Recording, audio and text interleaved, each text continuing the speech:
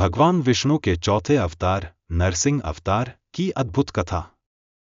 जानिए कैसे भगवान ने भक्त प्रहलाद की रक्षा और हिरण्यकश्यप के अहंकार का विनाश किया।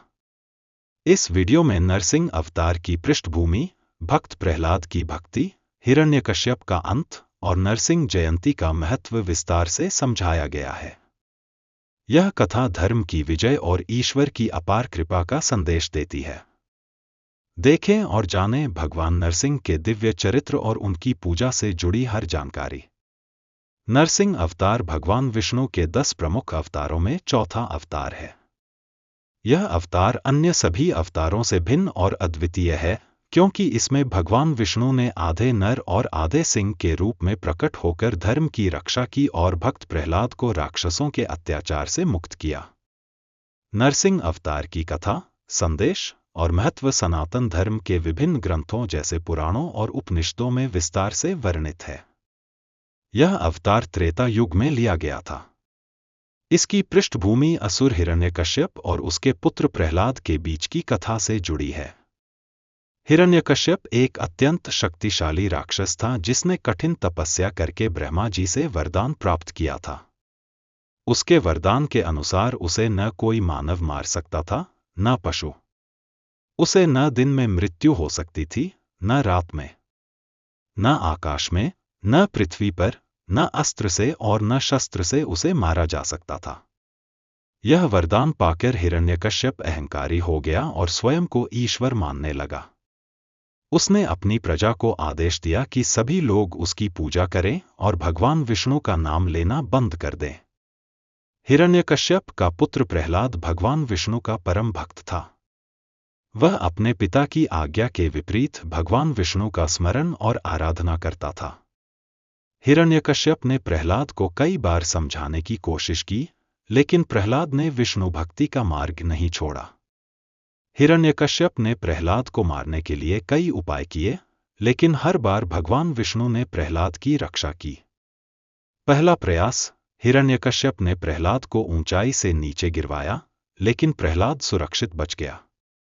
दूसरा प्रयास, विष और सर्पों के माध्यम से प्रहलाद को मारने की कोशिश की गई, लेकिन विष्णु कृपा से प्रहलाद पर कोई असर नहीं हुआ।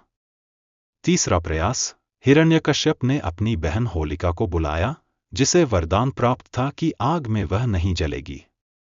होलिका ने प्रहलाद को गोद में लेकर अग्नि में प्रवेश किया, लेकिन भगवान विष्णु की कृपा से होलिका जल गई और प्रहलाद सुरक्षित बच गया।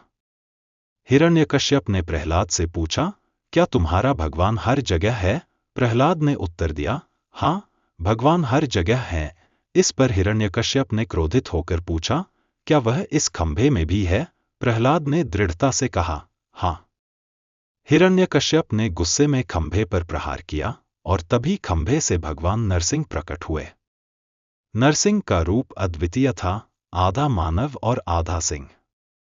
हिरण्यकश्यप का वध।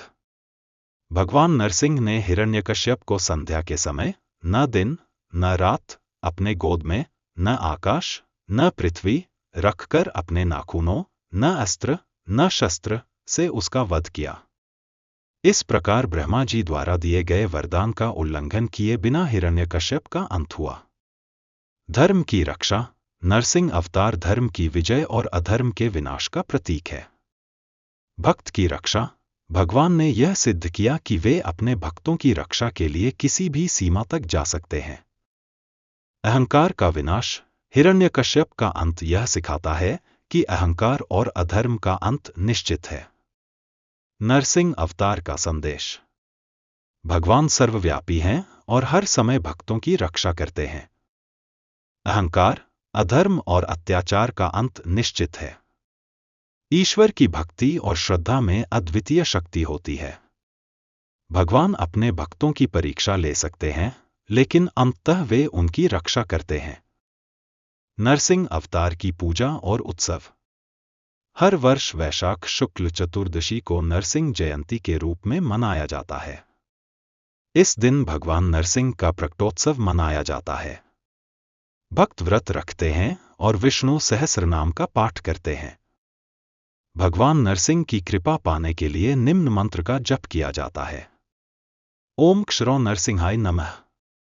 यह मंत्र भय और नकारात्मक ऊर्जा से मुक्ति दिलाता है। नरसिंह अवतार के तीर्थ स्थल। भारत में कई स्थान भगवान नरसिंह को समर्पित हैं। अहिल्या नरसिंह मंदिर, उत्तराखंड। सिंहाचलम मंदिर, आंध्र प्रदेश।